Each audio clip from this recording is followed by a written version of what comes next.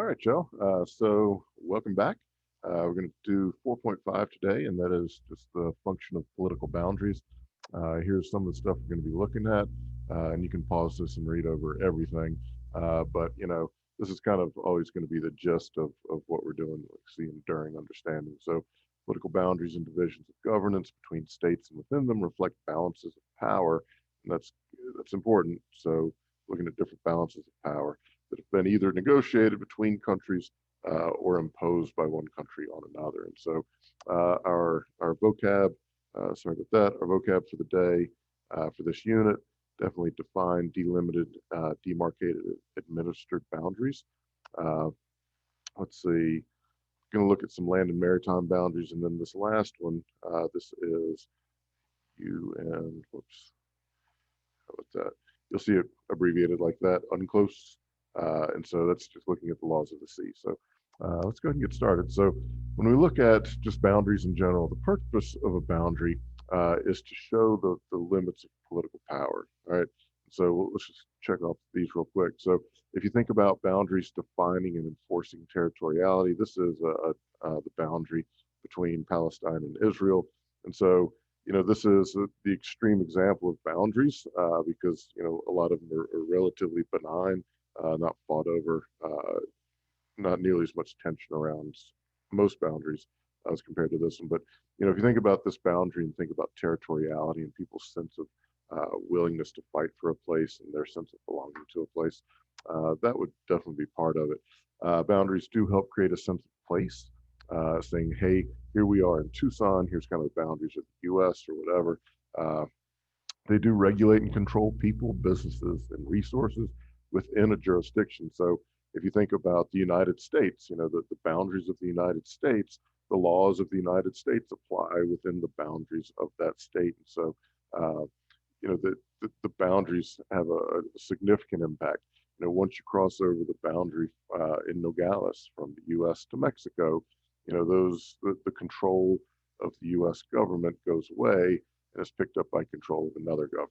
So also the resources that are within the boundaries and all that kind of stuff. So boundaries, they are a pretty big deal here. So and it also regulates and controls people and resources outside the jurisdiction. So uh, anyway, all right. So we've got three different types three different definitions here. I want to make sure you're good with. So a defined boundary, and then it's going to be, you know, one of these two, really. So defined boundary is simply it's established by a legal document. Okay, and so it'll either take the form of something that's delimited, meaning there's just a line drawn on the map. There it is, delimited. So line drawn on a map that shows the limits of the jurisdiction. So if you just look at a map, the lines there are delimited, or it's demarcated. So there's a physical marker or a barrier there. So let's look real quick. So these would be defined boundaries. So these are all the different treaties or agreements that have gotten the U.S. their borders as we've gone along. So you can see this was seen in 1818. Here's a treaty with England, 1846, Spanish cession in 1819. Then we had the Treaty of Guadalupe Hidalgo. That was after the Spanish-American War. The U.S. got all of this. Shortly after that, about 5 years after that, we got the Gadsden Purchase, which gave us as part of the U.S. here in Tucson. And so, but you can see these are just agreements between countries, or again, it's either through agreement or imposition. And so, this land grab that we had after the Mexican-American War, that was imposed. So anyway, so you can see, again, a defined boundary defined by a legal document. So again, the treaties or just other agreements. All right. These were countries created out of World War One, and so again, just out of this treaty stuff. A delimited boundary. So all those that we just looked at are all delimited as well because we can see the lines drawn on the map. All right. And again, so delimited just means that the lines are drawn on the map and it shows where the jurisdiction of a state is, of a government's jurisdiction. So we can look at this a couple different ways. So here's the Canadian border. So we would say that, this line, represents uh, the U.S. jurisdiction, And then we could also even kind of go into this and say, okay, here's Utah. Let's just do Arizona because we are in here. I'm having trouble with my marker there. Let's just do Utah. And so these lines for Utah represent the jurisdiction of the Utah government. Alrighty. So here's another one of Africa. The lines, those are delimited lines. All right. Demarcated means that it is identified by a physical marker or some type of barrier. So this could be a geographic barrier or something that people put in. So this is one. This is the town in South Carolina that I live close to, Johnston, South Carolina, the peach capital of the world. And so once you pass this, this is demarcating where the city of Johnston starts. All righty. And there's, hey, welcome to Tucson signs, all that kind of stuff all around. All right. It could be a physical border, like this is a U.S.-Mexico border, so we have some fencing there. And so you get the idea. All right. So how are boundaries established? So we've got a couple of different ways. Obviously, boundaries are often drawn with cultural or national or economic divisions in mind. And so if we look at the end of World War I, all those countries that I just talked about, they are marker problem there. They are drawn along linguistic lines.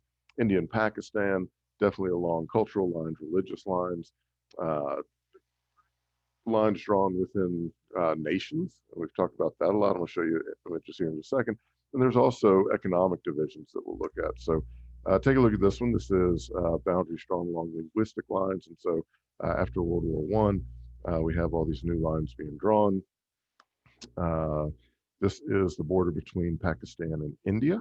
Again, you can see this was drawn for cultural, religious reasons. That's why it's drawn where it was. Boundaries showing national or group homelands. So again, this is the Balkans. We've talked about them a lot. A lot of these lines are drawn along national lines. Not quite all, remember, but most of these are. Alrighty. And then we have economic lines. Let me move this. And so these are some aerial photographs of different places, obviously. And you can see that there are parts of the world where there's a strong, sharp, clear division between wealth and not, So I think this one was in Mexico, if I remember right. I thought I had here's Johannesburg down here. I thought the names of the places were in here, but you can see, here's a bunch of very small shack looking things. And then we've got a nice area there. Same thing over here. And take a look at this. So this is North Korea. This is the world at night. This is what the light emitting from each country does. And so this would be kind of along economic divisions as well. I mean, obviously it's a political border as well, and we'll look at that in just a bit. But this is showing this gives us a sense of the economic division between North and South Korea for sure. All right. Political boundaries are also created through the use of demilitarized zones or through policies of other countries. And so if we take a look at this was called the Sykes-Picot Agreement. This was 1916, formalized after World War I. And so this gave these different countries control in this area. All right, so this again was just an agreement after World War I that they went through. Obviously, the scramble for Africa, we've talked about this a lot, how Africa was partitioned up. Remember, we're just trying to figure out how boundaries are established. And so that's that. We also have militarized zones, and I wanted to show you this clip. So this is in between North and South Korea, one of the most heavily guarded boundaries that we have in the world today. And so this is a video of a North Korean soldier who is trying to escape because they don't want you to leave in North Korea. So let's take a look. The good news, I will say, the guy survives. So. Harrowing escape from North Korea. A young soldier risking his life driving across the no man's land of the DMZ, crashing his Jeep and making a run for it. You can see him there just yards from the border as his fellow soldiers were firing on him. ABC's chief global affairs correspondent Martha Raddatz with a dramatic video of his escape. It happened near these iconic buildings straddling the border, the only place where soldiers from the north and south come face to face. Those from the north just yards from freedom, a quest that nearly ended in death for this soldier.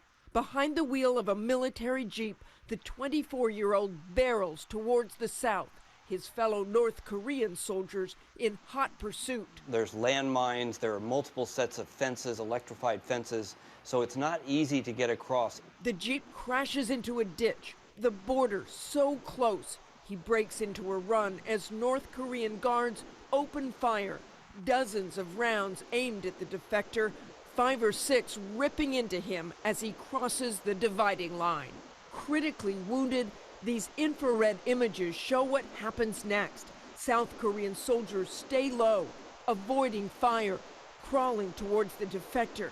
That is him lying still. They carry him out, away from the danger, and off to a nearby medical center. The defector is expected to survive, but he not only has those bullet wounds from which to recover, but he had parasites throughout his body, likely from food and water that were contaminated, which gives you a real window into what life is like for those soldiers and North Korean citizens. Hi, everyone. George Stephanopoulos here. Thanks. All right. That is an example of a militarized zone, and military boundary between two countries. And obviously, there are several ones between Pakistan and India. I could have shown a video Thanks on for checking that. out. Anyway, so a lot of times boundaries are contested. Defined boundaries must be delimited or demarcated so people know where the boundaries are. And so one of the problems that came up is, when they were putting boundaries in before GPS technology, you had a lot of disputes and they were a little bit off in their measurements. We saw the video about the US, how it's not exactly a straight line at the top of Canada. It kind of zigs and zags a little bit. So, one of the problems is, so it might be written into a treaty or an agreement that says, hey, we're going along this parallel, the 33rd parallel, whatever it is. And so, before GPS, where you could say exactly here's what it is, you had, the zigs and zags like we talked about. And so the problem is once those things get established, they can be relatively hard to correct. All right, here's one about the four corners. This is only like a minute or two long, but the four corners in between Arizona and Utah and New Mexico and Colorado seems to be off by a bit. It's only a minute long. This famous memorial draws scores of folks every year for the chance to stand in 4 states at once. It marks the spot where Utah, Colorado, New Mexico, and Arizona meet. But it turns out the current spot, determined in 1875, might be off. It was rugged terrain. It was the middle of nowhere. It was government work where these guys were probably under pressure to finish and get paid. Historian Tom Noel says GPS technology shows the 1875 marker is off by anywhere from 1,800 feet to 2.5 miles.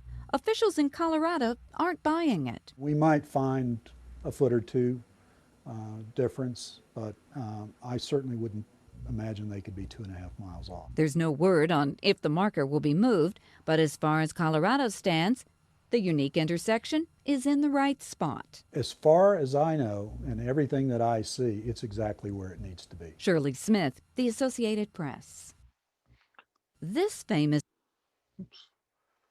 Okay, so obviously that's not one of, a huge border dispute or anything, but you get the idea that once something's established, it gets a lot harder to change it. So let's take a look at these and we'll look at these examples. So the different types of boundary disputes, and you do need to know these different types and an example. So definitional, locational, operational, and then I can't go down farther on this thing. So, sorry, let's see if I can do that. And then allocational, so resource. So let's look at each of these by itself. So a definitional dispute conflicts over the interpretation of documents defining a boundary or the way it is shown on the ground. And so there might be, an agreement might say, hey, it's at the top of this mountain, and then we're going to go east for however far, and whatever it is. And so there might just be, somebody might not exactly agree where the top of the mountain is, or whatever it is. And again, these don't happen terribly often, but they can. So, but this would be an example of a definitional border dispute. So this is in the Andes. there was a border dispute between Argentina and Chile. And so, you know, just about how definite, how a treaty they signed, you know, what it meant, what certain words meant, and where those places were. So, but again, that's just definitional boundary dispute. Locational disputes, conflicts between states or regions over the ownership of a given area. The Rhineland is a place in between France and Germany, and there was often debate as to who actually possessed it or should possess it. France claimed it, Germany claimed it, and so that was an area that had been in dispute for a long time. Operational disputes, conflicts over the national policies at a border. So this is like border crossings. After 9/11, in the U.S., we strictly tightened up our borders in between Canada and Mexico. So both of those borders became a lot tighter. The visa requirements changed crossing the Canadian border, and so you know just how you allow people in and out would be one of those operational kind of things. And as we can see, COVID has done a lot with this type of thing, you know, with border closures. So this is from, take note of this date because this is old by our standards, March 31st, 2020. So we're coming up 10 months away, something like that, 10 months after this. But, you know, COVID has definitely had an impact on borders in the closing of them. And then we have this thing called allocational disputes, and allocation just means who gets what. And so this would be disputes over resources, all right?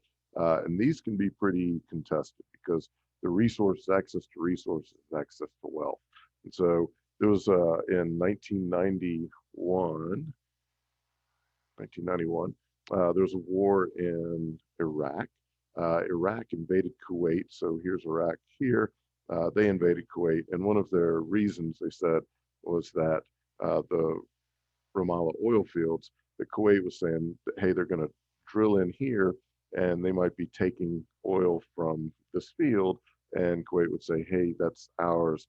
And Kuwait would say, no, we're drilling here. And so, you know, really who owns all this oil? If this is one big oil field, you know, who actually owns it all? So another thing that's kind of similar in the US and around the world really, but would be water disputes. And so, you know, if you look at, let's take a look down here in the Southeast, you know, the water that flows in a river. So think about this. Let me just do a silly example. Let's say that we have water flowing from up in Canada and then it flows and it cuts all these different borders. Who owns the water? You know, could Canada dam this up and divert it and just stop it from going all the way down? Can the US stop water here before it goes down into Mexico? And so down in the Southeast, these three states, Alabama, Georgia, and Florida, they've been having some water disputes because, you know, how much, if one of these states decides to alter the water, then, you know, the state down here, they're going to feel it the most because, you know, they're at the end of the stream. And so when we talk about resource allocation, that can often be a big deal for boundary disputes. So anyway, this is an in summary thing. Boundaries can definitely create clarity, but they can also cause a lot of conflict. Alrighty, so let's look at this last part, effects of political boundaries. So boundaries definitely influence identity, interactions, and resources. And so let's take a look at some of these. So boundaries influence national and regional identities, definitely. Political boundaries can formalize national and cultural identities by concentrating nationalities in one area. And so this would be like drawing a border around Tucson or Arizona or the United States. You know, it gives you this sense of nationality and identity. You know, the Southwest, we don't exactly obviously have a border around the Southwest where we define the Southwest, but that's kind of the idea. They can also do regional blocks here, and a regional block would be something like the European Union. All right, so let's take a look. So when we draw these boundaries, again, we're in the Balkans, when we draw these boundaries around Slovenia, you know, that creates this sense of nationality, this sense of territoriality. And so that's what a lot of these borders do. So with Italy, same thing. Here's the border for Italy. That border creates, again, a sense of nationality. This is a group called ASEAN. This is a group of Southeast Asian nations. that work together for economic development and cooperation. And so, these groups that are part of ASEAN, that helps give them a sense of cohesion, of togetherness to a degree. Here's another one. We've seen this map once: NATO and Warsaw Pact members. If you recall, NATO, that was the force designed to repel the Soviet Union. And so NATO was set up over here, and then here's the Soviet Union over here. And so we had these two groups, really, the NATO members and people aligned with NATO members. So that's all the blue. Then you had the Soviet Union and people aligned with the Soviet Union. So again, those are things that will that give people a sense of commonality. Okay. Let's see. Boundaries discourage international. They can discourage international interaction. Obviously, walls and fences do this a lot. International agreements encourage and discourage international action as well. So we have both boundaries and these international agreements. Let's take a look. This is boundary walls, and again, this is how boundaries can prevent the flow of people and goods and can create tensions. And so, if we look at this, this is boundary walls and fences worldwide. So the red is fully or partially constructed. The green constructed. The green is planned. And so obviously this is the border barrier between the U.S. and Mexico. But you can see, we've got a fair number of walls around the world that have either been constructed or planned to be constructed. So and those walls bring with them good and bad, we'll say. Keep it out of the politics here. So obviously so this is the European Union, again, groups that can be inclusive. So this is an agreement between countries. And so in the European Union, you can travel much easier now as members of the European Union. If you're in one country or one state, you can travel to another state a lot easier. And so economic development has grown a lot since the development of the European Union, and it has been relatively peaceful. Okay, and that's one of the goals often of economic agreements like this. It does help maintain the peace, because if people are benefiting economically from each other, they have less incentive to go and shoot each other. Here's another one. So embargoes. Embargoes are when you stop trading with a country, and we've had an embargo on Cuba for a long time. Got eased a bit under Barack Obama, and I think that it was ramped back up a bit under Trump. We'll see what Biden does with it, but this is again a way to cut off a country. All right, and so we have the United Nations here, and we'll talk about them in another video coming up here shortly, saying lift the embargo, and here's the U.S. It doesn't depict the U.S. in a very nice way there, but you get the idea. Let's see, and we also have boundaries and agreements affecting resource allocation. So resource allocation is one of the biggest. All right, we're going to watch this video clip here on South China Sea, but the stuff that's under the ground can create a lot of wealth for a country. Okay, and so whoever owns the ground also owns whatever's under the ground. All right, and so this is where, if there's a big oil field like we saw in Kuwait and Iraq, if there are gold mines or copper mines or whatever the resource is, that can cause some pretty serious problems. So one of those is in the South China Sea. There are 6 different countries that claim these islands that are there, and I'm just going to show you a video on this in just a bit. But you'll see, how these can create some tensions.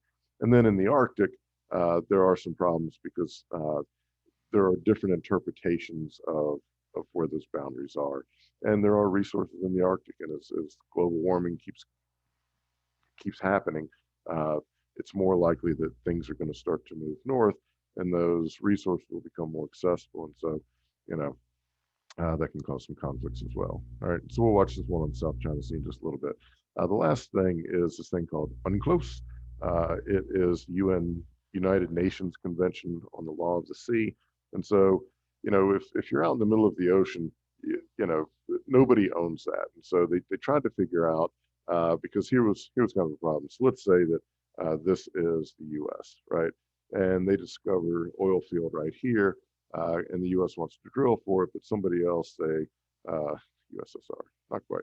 Let's say Russia, though, comes and says, you know what, we'd like to drill here as well. And so they said, look, we need to figure out some boundaries off of each country's coast to give certain rights to those countries. All right, and so this is how they have drawn it out. All right, so we have 4 different parts here. A country's territorial sea extends 12 nautical miles from the shore.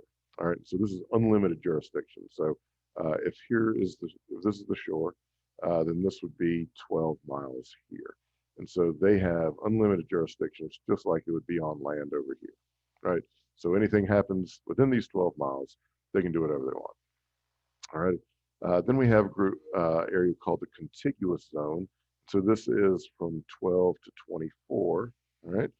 And this means that the state, whoever this is, so in this case, the United States, they can regulate the activities that are happening 10 to 24 miles, or I'm sorry, 12 to 24 miles off of their shore. All right. And so let's see, undertaking customs enforcement operations to prevent movement of arms into its water ports. And so you couldn't bring, so Russia couldn't bring a sub and put it here legally. All right. Then we have this exclusive economic zone.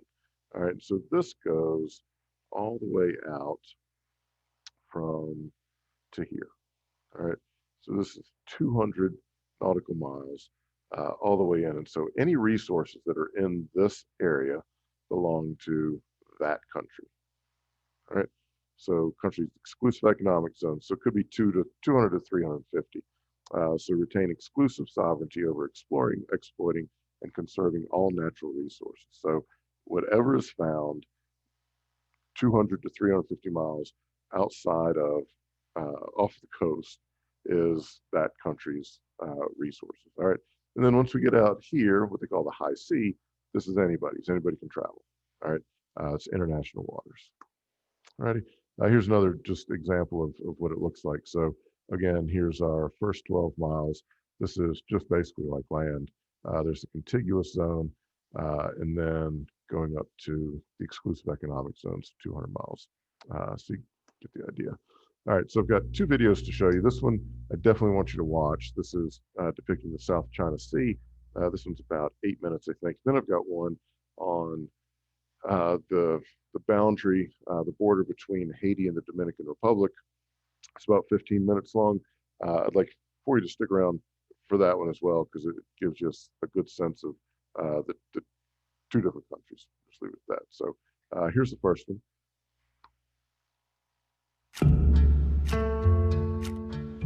This is Fiery Cross Island. It's a little more than 1 square mile in size, and it's home to a Chinese military base. There's a 10,000-foot airstrip, an advanced radar station, a missile defense system, and about 200 troops. But the strangest thing about Fiery Cross Island is that 2 years ago, it didn't exist. And neither did the 6 other Chinese military bases that have been built on man-made islands in the South China Sea. If you look at this satellite image from 2014, you can see huge Chinese ships collecting around remote reefs in the Spratly Islands, an archipelago in the South China Sea. In this image, these ships are rapidly pumping sand and rock up onto the reef. They're building islands. And less than a year later, the Chinese had seaports, air bases, and buildings on their new island, and the world had taken notice. We continue our look this morning at what China does not want you to see. The superpower is reclaiming land in 7 spots in the South China Sea, adding on average more than 3.5 acres every day. See, with these islands, China's trying to lay claim to one of the most important areas of ocean in the world, the South China Sea. The South China Sea is incredibly rich in natural resources. 11 billion barrels of oil, 190 trillion cubic feet of natural gas, and 10% of the world's fisheries. Most importantly though, 30% of the world's shipping trade flows through here, to the booming population centers and economic markets of Southeast Asia.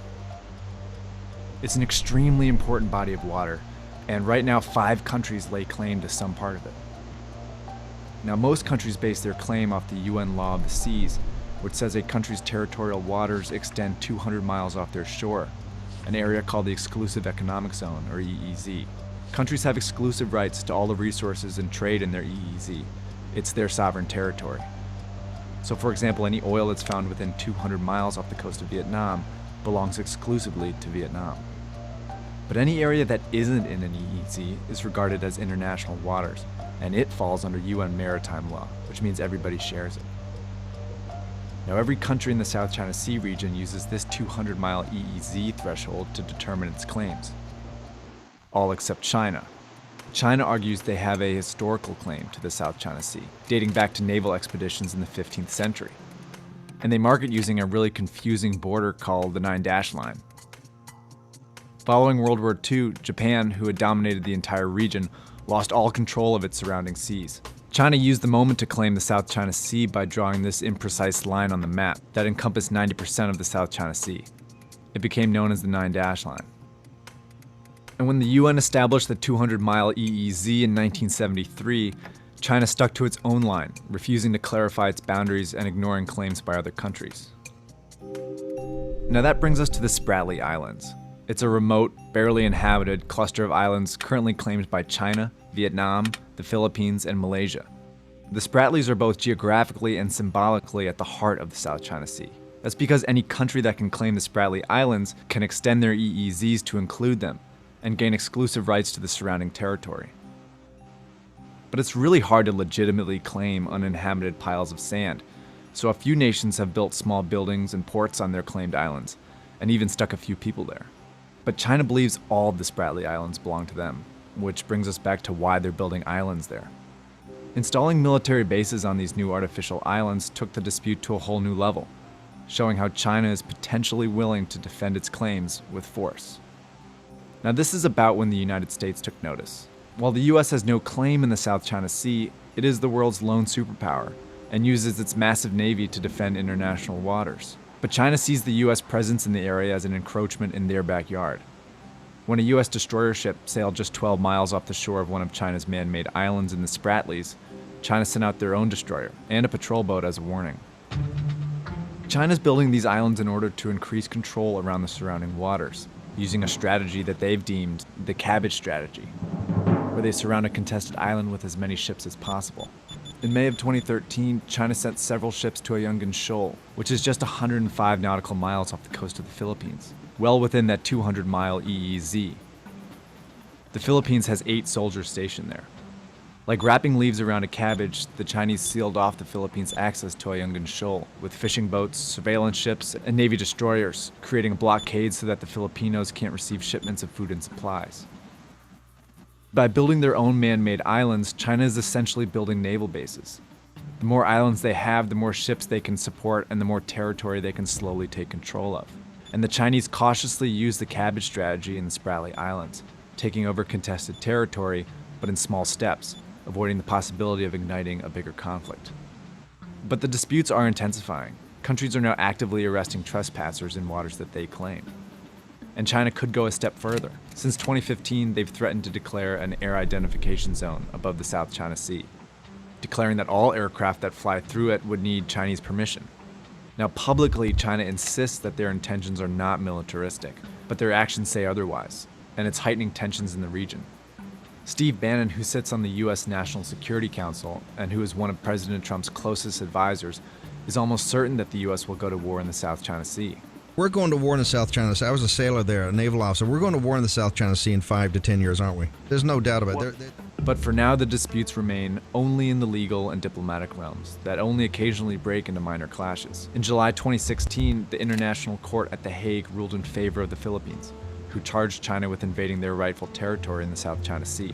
But China dismissed the ruling, and enforcement of the law doesn't seem likely, even from the US, who released a vague statement urging the two countries to clarify their claims and work together to resolve their disputes, which is another way of saying we don't really want to deal with this. In fact, as the conflict escalates and international courts get involved, the US is stuck in a tricky position. On one hand, they do not want to risk provoking a conflict with China, but on the other, they want China to stop bullying their allies in the region. Up until now, the US has managed the situation by continuing to patrol through the South China Sea. It's also likely that the US would fly fighter jets above the sea if China actually does declare an air identification zone. These are symbolic but effective ways of keeping China in check while not getting too involved in the details of the conflict. So far, the disputes in the South China Sea have not become violent, but countries are starting to defend their claims by increasing troop numbers, weaponizing their territory, and provoking each other. It's a complex situation that will continue to gain international attention, for better or for worse. All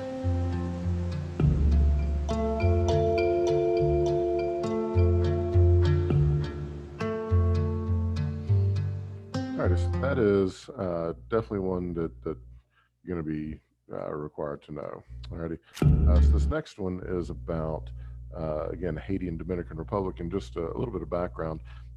This island was controlled by both Spain and the French back in colonial times, 1600s, and so that's why the division's there. So anyway, you can see another effect of colonialization here. So again, this one's about 15 minutes. If you have time, it would be good for you to watch. Otherwise, if you're short on time, you can probably cut it here.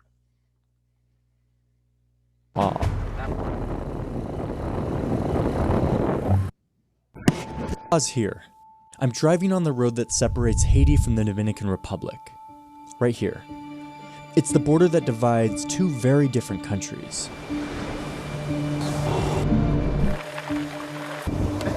If you're born in Haiti, you're 2.5 times more likely to die as a baby than if you're born in the DR. You'll be almost 10 times poorer, and you can expect to have a much shorter life. I came here to find out how the two countries that share this one island can be so different. With a politically volatile and impoverished Haiti on one side, and the stable and relatively rich Dominican Republic on the other.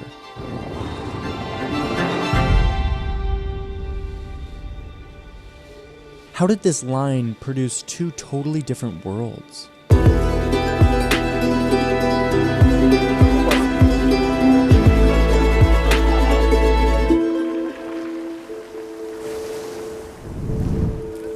My journey starts here at this beach village in southern Haiti, where Haitian merchants, most of them women, are preparing for a nighttime boat ride.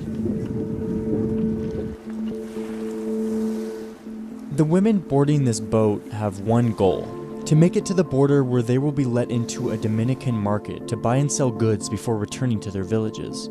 It's international trade at its most informal. We're taking these boats because the next door mountain range makes the land journey almost impossible.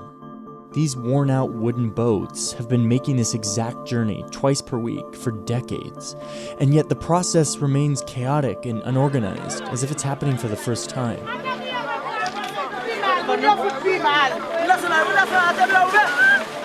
All of this energy, time, and effort, all to transport a handful of goods that in most countries would be shipped in bulk inside one of these.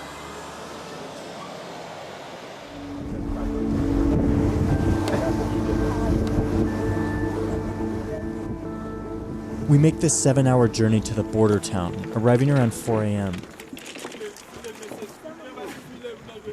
The sun rises and we walk to the border market. This market was established right on the border as a partnership between the two nations to give vendors from both sides a place to buy and sell on equal footing. As we approach the border, I quickly realize that's not what's happening here. So I'm looking across the border right now into the market, and you can see that Dominicans are already setting up. This is one of the big complaints of the Haitians. They're stuck on this side, waiting to cross the border, and the border guards are just delaying it. And meanwhile, the Dominicans are able to set up and get the best spots.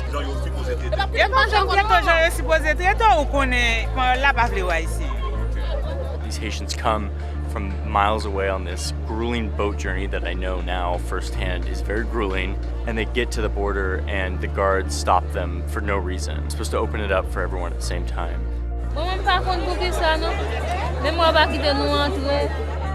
The guards keep the Haitian women from crossing, not letting anyone know how long it will be. The tension grows, and then, finally, hours after the Dominicans were allowed to enter, the guards open up the bridge.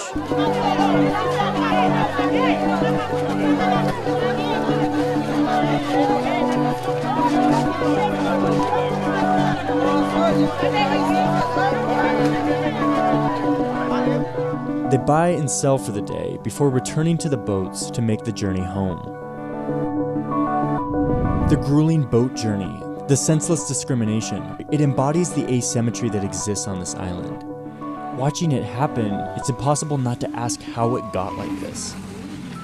There are a few key things that explain how this island produced two very different countries. But if you want to get at the very root of it, you have to go back to when this island was owned by two European powers, France and Spain. This island is actually the first place that Christopher Columbus set up a colony in the New World on his first voyage back in like 1490s. France wanted a piece of this island because it was rich in resources like sugar and coffee. So they fought a war with the Spanish and they ended up splitting the island in two. One side would be the Spanish colony of Santo Domingo, and the other side would be the French colony with the same name, Saint-Domingue, just in French. And that is the most important part of understanding this whole thing, is how these imperial powers treated their colonial possessions. The French exploited the land. They brought in tons of slaves and they were interested in making Saint-Domingue solely an economic producer. They destroyed the soil from aggressively harvesting the same crop year after year, and they created a group of very resentful, overworked, and abused slaves that eventually rebelled. The Spanish had a different approach. After establishing domination on this island by massacring the indigenous population, they didn't exploit it like the French did. Instead, they went to places like Mexico and Peru to look for gold. So they didn't bring nearly as many slaves onto this island, and as a result, they weren't nearly as profitable a colony. Instead, the Spanish integrated with the remaining indigenous population by recognizing the native leaders' authority and intermarrying with the locals. The result was a smaller and more racially mixed population, with a sustainable economy and a political system, something totally absent from France's colony. This becomes really important in the early 1800s when independence comes around. Haiti declares independence, fights off the French, and basically declares itself the first black former slave republic in the world. They do so with very little framework for a society and for a government. And they also do so with land that has been exploited year after year with the same crop, which basically destroys the fertility of the land. And to add to all of that, because they were this first black republic, the world essentially isolated them. The United States didn't want to recognize the independence of a black nation. They thought it might become a slave empire and seek revenge. The French showed up on Haitian shores soon after independence and said, "You owe us a debt for all of the assets that you stole from us when you became independent, all these economic assets, you owe us that debt and you have to pay it over the next 30 years. This crippling debt, Haiti did pay back over years, but it really hampered their development. This history doesn't exonerate the dictators and corrupt politicians that have plagued Haiti's development since its independence, but it helps explain them. Suffocating embargoes and the independence debt, as well as the lack of any tradition or investment in governmental institutions, guaranteed Haiti's failure from the moment it was born, and a racist world made sure of it. That racism isn't just embedded into Haiti's history. It is in fact very alive today. As I drive up the border, by coincidence my driver is also a Dominican Border Patrol official. We have hours in the car where he slowly and cautiously tells me about how immigration policy has changed in the Dominican Republic in recent years. ¿Qué pasa, Johnny? El Estado Dominicano ha tomado una decisión de saber regularizar, saber dónde están los haitianos que están en República Dominicana, saber dónde están y saber cuántos son y en qué sitio están cada uno. Ahí nace el programa de regularización. Regularization program. That's a euphemism. He's talking about a policy of targeting anyone of Haitian descent, even citizens, rounding them up and deporting them. There's always been anti-Haitian sentiment in the Dominican Republic, usually resulting in racist violence.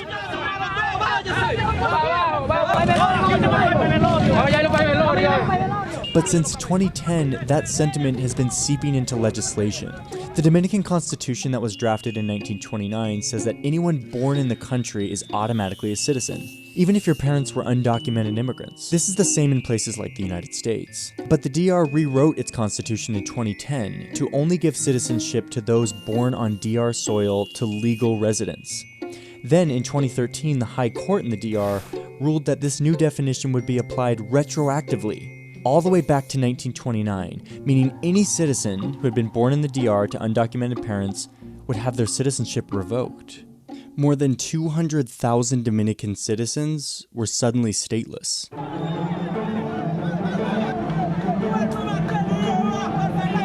It is clearly an illegal act, it is an immoral act, it is a racist act by the Dominican government, and it's happening because these people are black. Entonces, si nacen aquí, ¿ya son ciudadanos? No así ahora. Antes era así. Ahora se registran en un libro de extranjero. Dominican law said that if these stateless people wanted to stay in the DR, they would have to go to a government office and put their name on this foreigner registry. The government gave these people 1 year to either get their name on the registry or face deportation. Over 55,000 have been officially deported since the June 2015 deadline. The UN estimates that 128,000 people have voluntarily fled to Haiti, a country many of them have never lived in. Some came here to this camp on the border, where they've been living in limbo for years.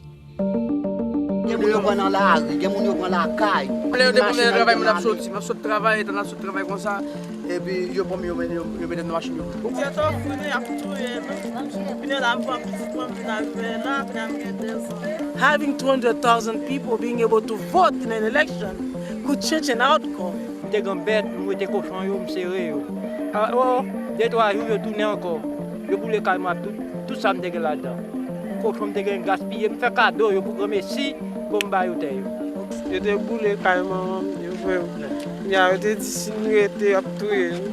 Pendant là, nous dormons, j'ai nous fermé, mais là nous notre bas pendant nous avons levé pour les haïtiens. Que nous toujours à sauter, nous pensons qu'on va vivre pour nous, qu'on va maltraiter nous, qu'on va tuer nous tout, peut-être grand pile monde dans la capitale. The moment I cross into the DR, I start to see what this crackdown looks like. On a 75-kilometer bus ride, we pass 8 security checkpoints, in which security personnel board the bus to eye who is on it and in some cases check papers. But each time we stop, they seem to only check the papers of the same few passengers. We just checked the passports of the 3 darkest dudes on the bus. Me and the 2 guys in front of me were the darkest guys on this bus. And you were the only passports they checked. That's my translator, Pascal. He's an American citizen, but everywhere we go in the DR, security forces keep asking him for his passport. Halfway through the journey, we pull off the road into a facility where a few young military guys are sitting around, and our driver brings this woman and her 2 children over to the military guys. She's speaking in perfect Dominican Spanish to them, claiming that her children are Dominican and that the driver brought us to this checkpoint to turn her in because she's black. None of this seems to matter. She doesn't have her papers, and her skin color seems to be all the guards need to see.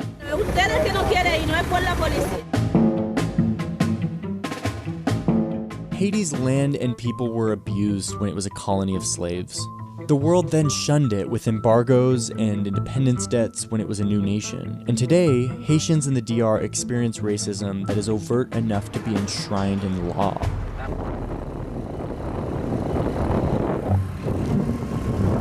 As we drive up this very curvy road, I have the DR to my right and Haiti to my left. Back when the French were here, this was the richest colony on Earth. But that came at a price, not only to abuse slaves, but also to the land that they worked. Clear cutting and single crop planting continued after the French left. But instead of being used to make fancy French furniture, the trees were burned to cook food. This explains what I'm seeing when on my right there's lush jungle, and on my left there's bare and eroding hillsides. Zoom out a little bit and it's very clear. I follow the border road all the way north until I hit another market town. I wanted to see if the same discriminatory dynamics played out up here as they did down south. This market was built with money from the European Union and the UN Development Program, with the specific intention of creating a space where communities from both sides could come and buy and sell on equal footing. We're rolling through the market, and once again, like we saw in the southern market, the Dominicans are first setting up. I walk to the border and find this huge group of people at this gap in the fence, paying a border guard to get in early. The dynamic is the same as down south, only with a few more overt bribes, and border guards who seem to have no problem hitting Haitians with a stick. After hours of waiting for guards to open the gate for everyone, the Haitians are finally let in.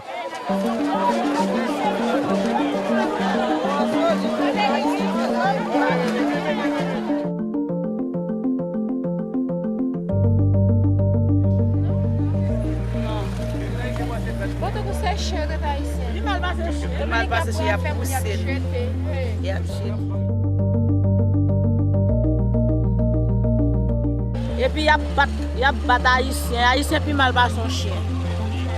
Et puis, on nous même genre, vieux chien, vieux bagage à pouvoir jeter. Nous pas bon, nous obligés. Même là, nous prenons primat, nous obligés. This is a story about a border that separates two vastly different countries. But it's more so a story about policy. How centuries of racist policies from the French, from the US, from the world, from the DR, can hold a nation back from progressing. Haiti, this first black republic, has experienced some of the most predatory and racist policy from outside forces. For Haitians, this story isn't just their history, it's their present. It's the stage on which they live their lives.